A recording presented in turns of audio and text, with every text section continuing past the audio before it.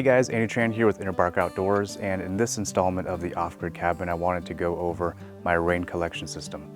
This system is designed to give us water year-round, and I sized the tank to work with the amount of rain that we get per year and the average per month.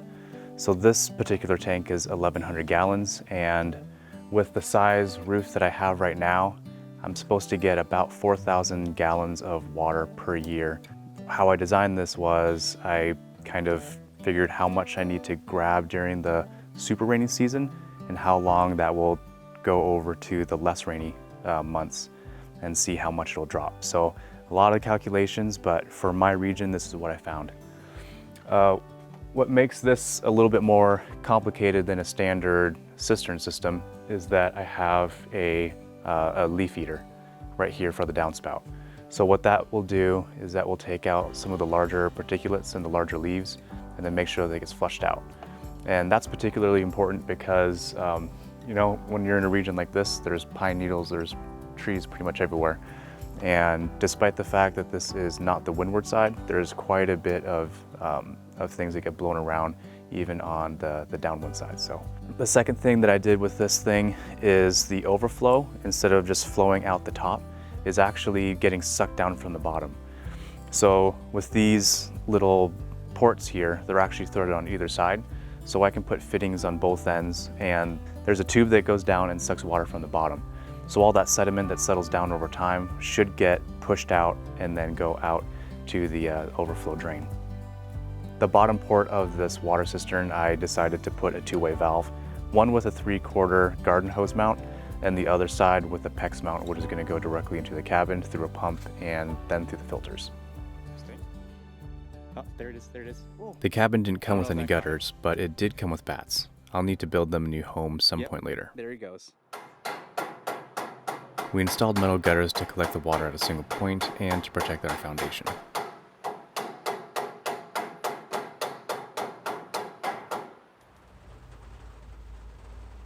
Delivery wasn't possible at a remote location, so we had to pick up the tank ourselves.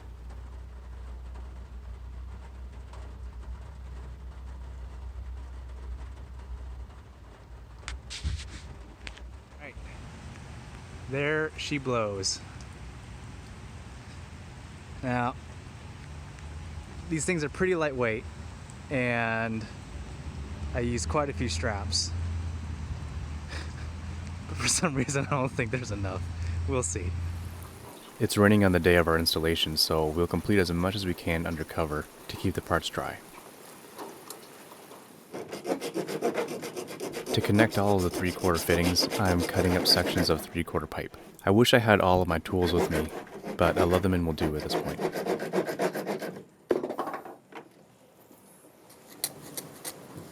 I deburred and chamfered the edges just a little bit to make sure that the glue worked well with it.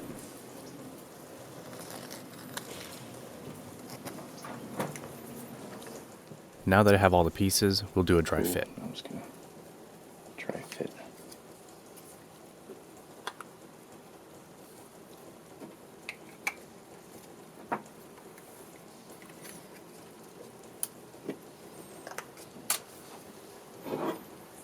Schedule 40 3/4 inch and garden hose 3/4 inch are a little bit different in the thread pitches, so I gotta make sure that they're on the right side.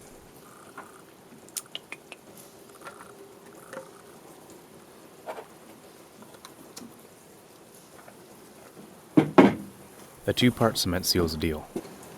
The purple primer softens the surface of the PVC and helps create a molecular bond.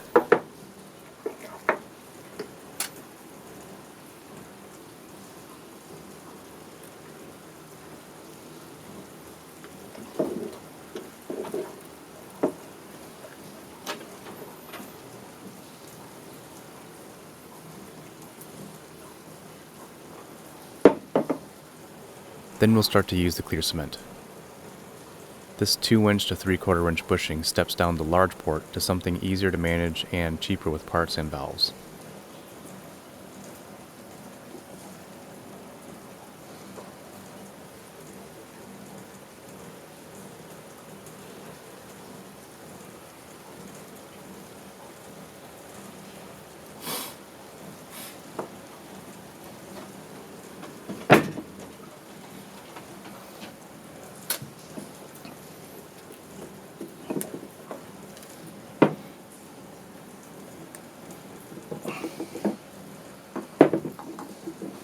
The 3/4 inch PEX fitting secures to the 3/4 inch schedule 40 threads.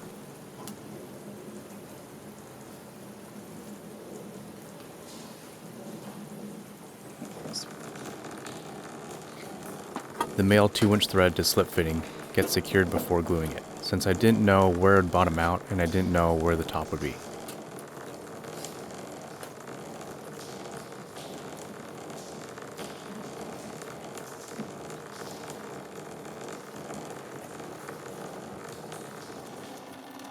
After it's securely in place, the bushing and the valve assembly can be inserted.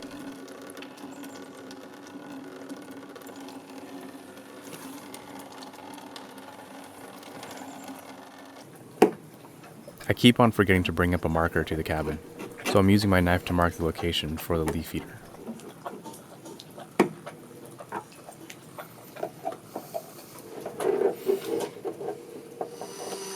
A 1/2 inch hole drilled at the edge helps start the whole sawing process.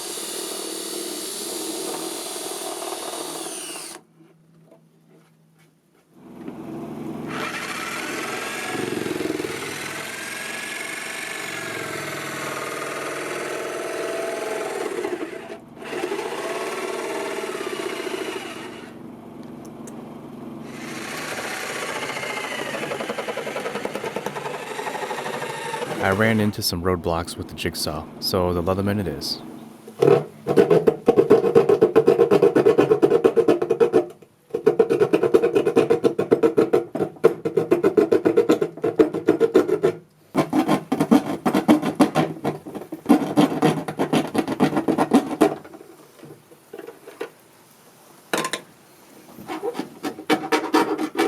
I shaved off and filed the edges just a little bit so that the fitting would be really snug.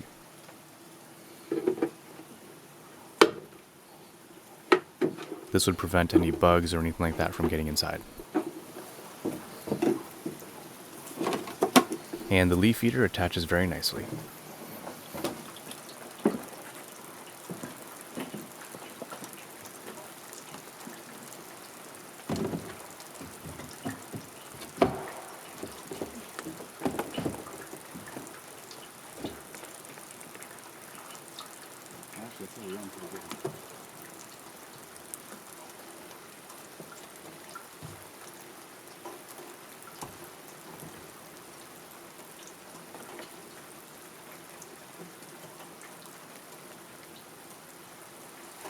A flexible gutter elbow at the top makes the whole thing a lot easier, and only for a few bucks.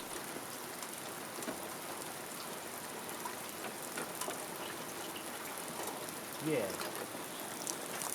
I measured the length to go direct from the gutter to the tank.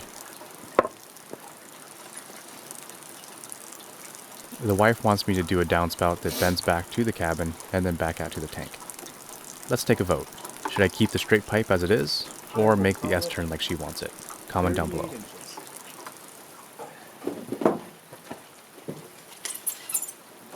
I took a measurement and cut the downspout.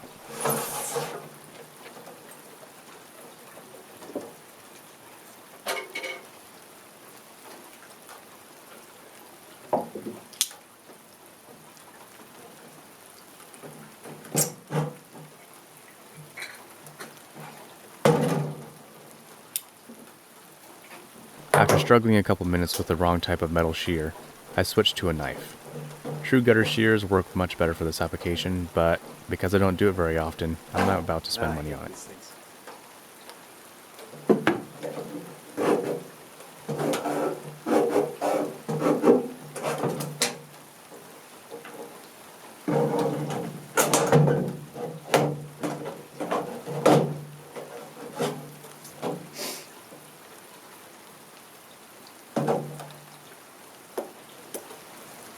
I did use the shears to clean up the edges though.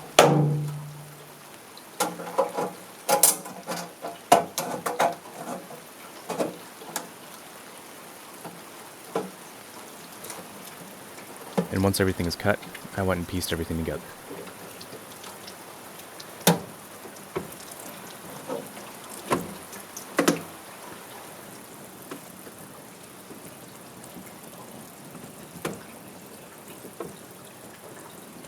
Okay.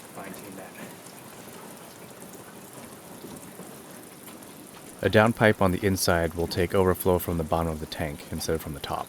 In theory, this should take out a lot of the sediment that settles at the bottom. I'll do a subsurface pipe to divert the overflow downhill away from the cabin, but that'll be for another video. So that's pretty much a rundown of my water collection system. In the next installment of this video, I'm going to connect the downspout for the overflow all the way to an irrigation pipe so I could pipe it safely away from the property to make sure that the foundation stays solid throughout the years. If you guys have any comments or questions, go ahead and message me directly or comment down below. If you guys enjoyed the video, please like, share, and subscribe, and also check out my Facebook page and other social media. It really helps me know these are the kind of videos you want to see. But as always, take care out there. Bye.